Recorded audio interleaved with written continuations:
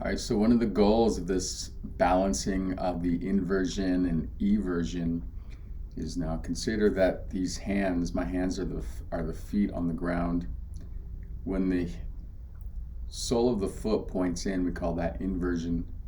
When the sole of the foot points out, that's eversion. Now on one foot, you're going to have more inversion than eversion. So you got to understand that which foot has more inversion versus eversion, which one has more eversion versus inversion. So understanding which foot has more of what is important.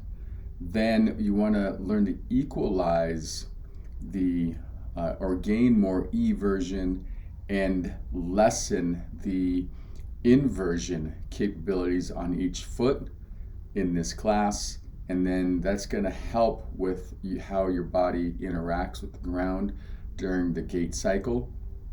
And in general, this is what we want to look for in all of our movements with all of our programs, is noticing which one has more of what and less of what, and then dialing in so it has less of something and it gains more of something in everything. So here. All right, this is our feet mobilize and stretch class. Let's have everybody start off in our meta restore position. All right. So our feet, the goal of our feet in this meta movement ideology is to build our tripod. And to have a good tripod means that our ankle has to be super mobile in all the directions.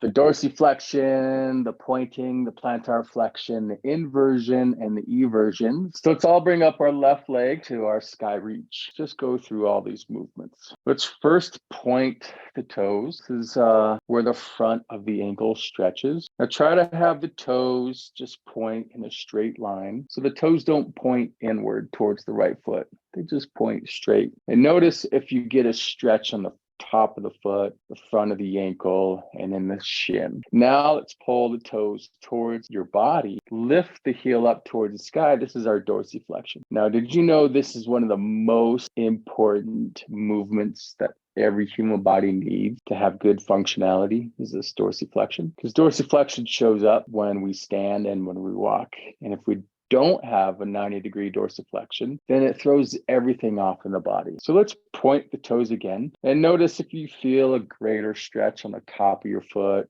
front of your ankle, and then on the shin. The shin muscle does so much work for us and it rarely gets any attention for stretching. Now let's pull the toes towards us for the dorsiflexion. Pressing the heels up towards the sky, the toes pull towards the chest. Now let's lower the left foot to give our left leg a break and our hip flexors and our quads. And now let's slowly lift the right leg up. Let's start with our toes pointing. Top of the foot, the front of the ankle, and feel the stretch all the way up in the front shin into the knee area, maybe. Now let's go into our dorsiflexion. Now feel the stretch in the calf, on the back of the tibia, on the back of the lower leg. Hold the toes down, look up. You can see those tendons on the top of your foot engaging. And then lift the heel up towards the sky. Notice which foot between the left and the right has a better dorsiflexion. Now point the toes once again. Feel the top of the foot stretching. Really curl the toes. Get more of that toe curl. So you stretch the top of the foot, the front of the ankle, and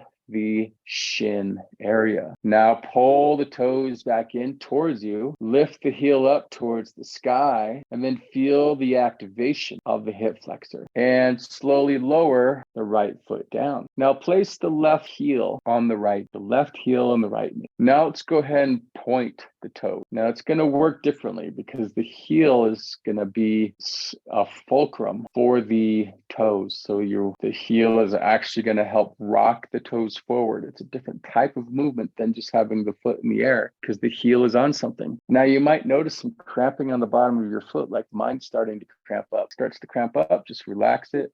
Wiggle out the toes and then see if you can go back into it, but with less curl. But we want to feel the stretching on the top of the foot, the front of the ankle, and on the shin. Go ahead and feel that. So this is our Tai Chi foot. It's also like a ballerina. Now let's go into our dorsiflexion. See, having our the angle of our leg and our knee like this, then it's a little bit harder for our brain to recognize how our foot motion and ankle motion should be. So it's a great training just to have our body in different positions and do the same movement. And that's the brain to muscle conditioning that we focus in on a lot in our work. Now point the toes again for our Tai Chi foot. Notice if you feel the bottom of the foot strengthening, tightening, and building some muscle. And then do you notice the top of the foot, ankle, and shin stretching and elongating? Now let's go ahead and pull the toes back. For dorsiflexion, notice if your left foot is pointing up towards the sky. Pull the toes towards the knee. Feel the stretch at the bottom of the foot. Maybe you feel it more in the Achilles tendon area. Now slowly bring the left foot back down. Bring the right foot up of our left knee. Now let's first point the toes. This is our Tai Chi foot. Notice where you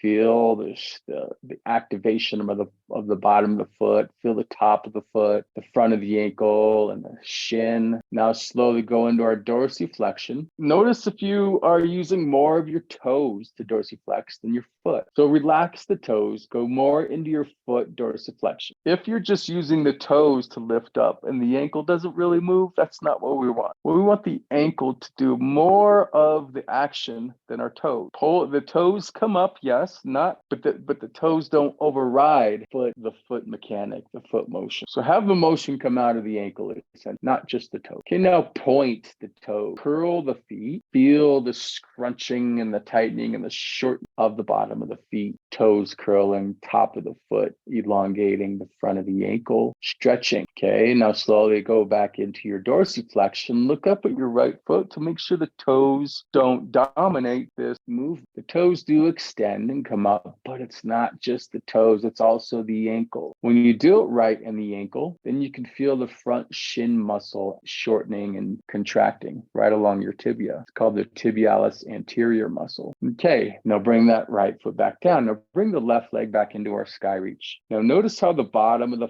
foot is pointing up towards the sky. Now, if we move our foot in the inversion, then the bottom of the foot is pointing off to the right. The whole leg doesn't move. The whole leg stays in one place. Just the bottom of the foot points to the right. Then if you look at your ankle, you can see this tendon activating on the front of the ankle. So just feel the left foot pointing off to the right. Now, see if you can point the sole of the foot to the left. This is our E version. Sometimes we call it out version just to make it easier. Sole of the foot is pointing to the left. The outside edge of the foot is pulling down towards the knee. The inside edge of the foot is lifting up towards the sky. Let's go back into our inversion where the sole of the foot is pointing off to the right. Now add a Tai Chi foot to the inversion. Now this ankle position is the most commonly sprained ankle position. Our bodies just naturally have more motion going into inversion. Now relax the Tai Chi foot, come back to neutral. Now go into your E version or out version, and then add a dorsiflex, pulling the toes towards you while the sole of the foot is pointing off to the left. But notice the activation of that outside lower leg and that tibialis anterior front muscle. Okay, so that's the inversion and out version, inversion and eversion, same thing. Now lower the left leg. I know it gets tired from being in sky reach, and the hip flexors do a lot of work there. Now lift the right leg up into our sky reach. We'll point the right foot, sole of the foot to the left, okay? Don't worry about the toes right now. Just have it only occur from the foot. The sole of the foot is pointing to the left. The leg is up vertical. Just notice if this motion feels easy for your body, and look how much motion you can get into your inversion, sole pointing in towards the midline. Now go to the E version or out version. The sole of the foot points off to the right, but it's not as much the inversion because it's just the body, the joint mechanic doesn't allow for as much motion. But just notice the right foot pointing off more to the right. It's pointing up and to the right. So that means the outside of your right foot goes down and the inside goes up. Now we go back to the inversion. Now add a little toe curl. Curl the toe. Feel the stretching on the top of the foot. You might get a little cramp on the inner arch. Mine's starting to cramp up. If that happens to you, you can let go and just wiggle out, shake out the foot, and then see if you can come back into it and notice if it cramps back up again. Now relax the toes, come back up to the sole of the foot pointing up towards the sky, then go out into your E version with the dorsiflexion. And notice if you feel any pelvic crest hiking or any femur hike. Usually this E version with dorsiflexion is going to create somewhat of a compression in your hip. So anytime people have hip compression or a pelvic imbalance, it's related to the ankle mechanic and the ankle motion. Okay, now lower the right foot down because I know your leg's getting tired. If mine's getting tired, I know yours is getting tired. All right. Now let's just go into our line of our hip. Let's go into our dorsiflexion here. So both heels are on the ground, and then we lift the foot up off the ground. Now, what I want you to practice here, this is really important. So when most people dorsiflex, this is what they're doing. They lift the toes. So let's all just practice this for a moment. Lift the toes up, keep the tripod on the ground. Most people are operating their dorsiflexion with a toe dominant pattern. Let's practice not even moving the toes and lifting just the feet. The toes don't even lift up. Toe lift isn't a action that we're bringing in, just the foot lifting, and then slowly lower the feet back down. Now bring the toes up, but keep the tripod on the ground. Toes lift, but notice when you lift the toes, the big toe foot pad and the small toe foot pad lift up slightly. So can you press the big toe foot pad and the small toe foot pad into the ground, lifting the toes up towards the sky, and feel the tripod foot balancing while the toes are lifted. Now slowly lower the toes and now press the big toe piano press into the ground. That's the very edge of the piano or the big toe. Press that into the ground. Don't worry about the big toe foot pad. That's the tripod point. Don't worry about that right now. Just press the big toe piano press and feel the activation of the inner arch and all the way up into your Achilles. This is a great Achilles strengthening movement, the big toe piano press. Now relax that big toe piano press. Now don't move the toes at all. Just lift the foot into dorsiflex. Can you do that? Can you only isolate the ankle movement without the toes creating the toe lift for dorsiflex? And when I see you all next at our next workshop where everybody can attend, we're going to test this to see if we can do our dorsiflexion without the toe lift and slowly lower all the way back down. And those of you who can do it will receive a prize, a little piece of candy, a cinnamon gummy bear. That's what you'll earn if you can do a dorsiflexion without the toe lift. But if you do the toe lift with the dorsiflexion, well then you're going to get something else. Okay, now let's go into the inversion. So now that because the feet are on the ground, we can utilize the ground for our move. So we can lift the inner arch up towards the sky, and then we feel the ground with the outer arch. And the outer arch of the foot presses into the ground, so the feet then can point towards each other. Now, if you look up at the screen, you can see what I'm doing. Lift the inner arch, and the soles of the foot point towards each other. Now you can see which one does it more on my body. The right side does it more than the left. Just naturally, that's the end range of my right side.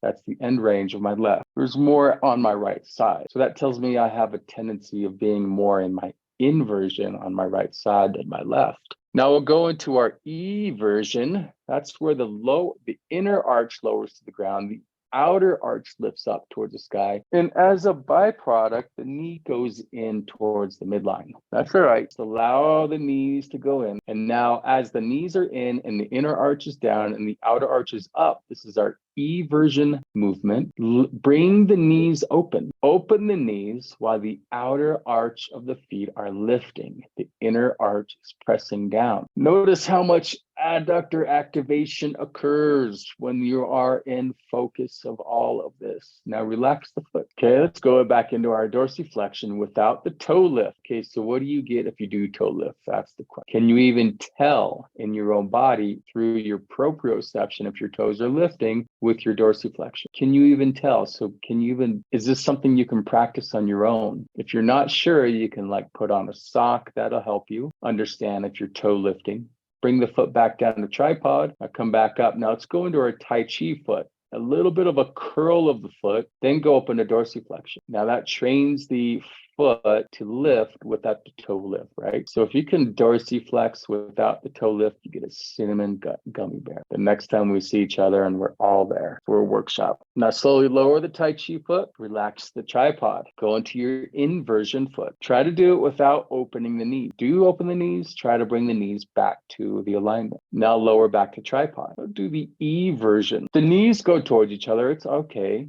The outside edge of the foot comes up, the inside edge goes down. Now open up the knees, allowing the hips to find better alignment with the femur and the knee. Now lower the foot, lift the outer edge of the foot for the E version. Try to keep the knees in one place. We want to teach the ankles to be isolated in its own movement without taking the knee with it. If all of your ankle movements occur with knee movement, then that will mess up the hip. You know what I mean? But if the ankle is isolated and can differentiate from taking the knee with it, then that's what we want to aim for. So differentiation is a goal in our joint. We want the joints to move independently from other bone or other joint. And now relax the tripod. Lift the outer edge, lower the inner edge. Eversion. Notice if you can do this without bringing the knees together and lower the foot. And again, eversion. So what are people going to get if they do a toe lift with dorsiflexion? And slowly relax. Lower the inner arch, lift the outer for eversion. Bring the knees in, touch the knees together.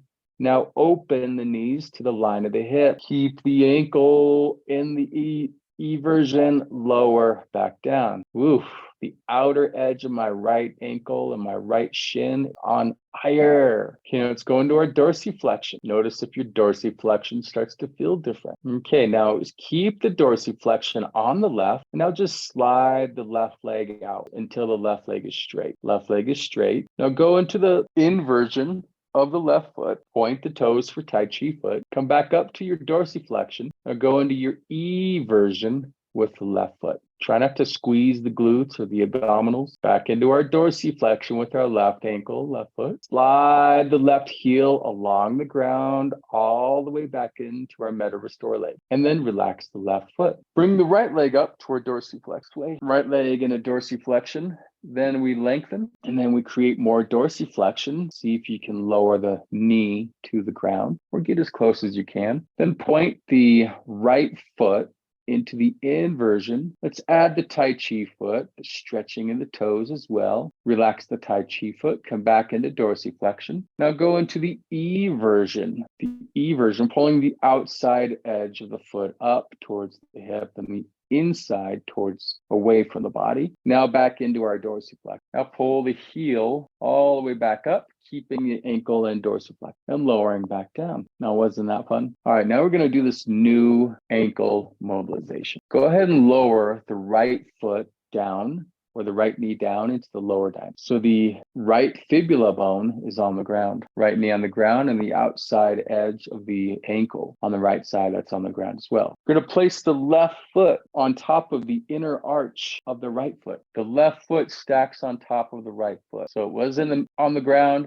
now it lifts up and we place it on the foot. Okay, so we just now lift the right knee up to about 45 degrees. Keep the left tibia vertical. The right knee comes up to the 45-degree line, then goes back down. So this is a mobilization for inversion. Lift the knee back up and lower the knee. Lift the right knee, lower the right. Lift the right knee and lower. Begin to just imagine the right ankle being in inversion. That's what it is. The right ankle right now is in inversion when the right knee is lifted. When the right knee is on the ground, then the ankle is in neutral alignment. Lift the right knee, lower the right knee. Lift the right knee.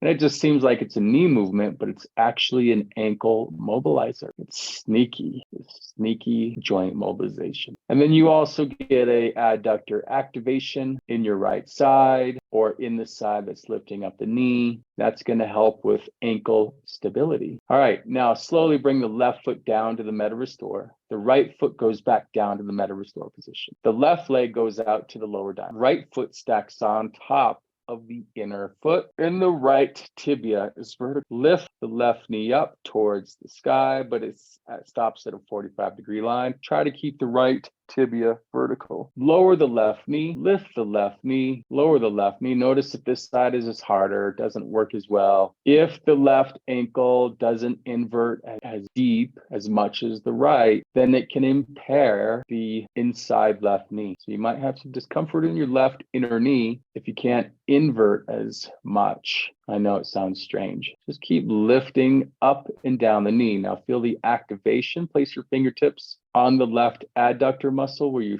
feel the activation. Up and down with the left knee. The right tibia remains vertical. And slowly bring the right foot back down in the meta restore position, the left foot back down. Okay, find the line of the hips. Go into our E version. The outside edge of the foot lifts up. The inner arch drops. Notice if that motion's getting easier on the side that didn't feel as easy. For me, it's my right side. My right side can invert more, evert less. Lower the tripod back down. My right side is improved from where it was before. Notice if that is a similar result for you. Let's go ahead and lower the inner arch, lift the outer arch, the E version. Now let's do one pivot out to the wide line of hip. Now let's go into our E version. The knees are going to want to collapse in here because the nature of the angle of the tibia. Go ahead and let the knees collapse all the way in until they touch. Allow the inner arch to lower, lift the outer arch, keep that E version movement, and then now bring the knees up into the neutral alignment. Now relax the feet. Do it again. Bring the knees together, go into the E version ankle, open the knees, now hold 10, 9, 8, 7, 6, 5, 4, 3, 2, 1. Lower the tripod. Pivot out one more time. Bring the knees together if they can, as close as they can. Now evert the foot.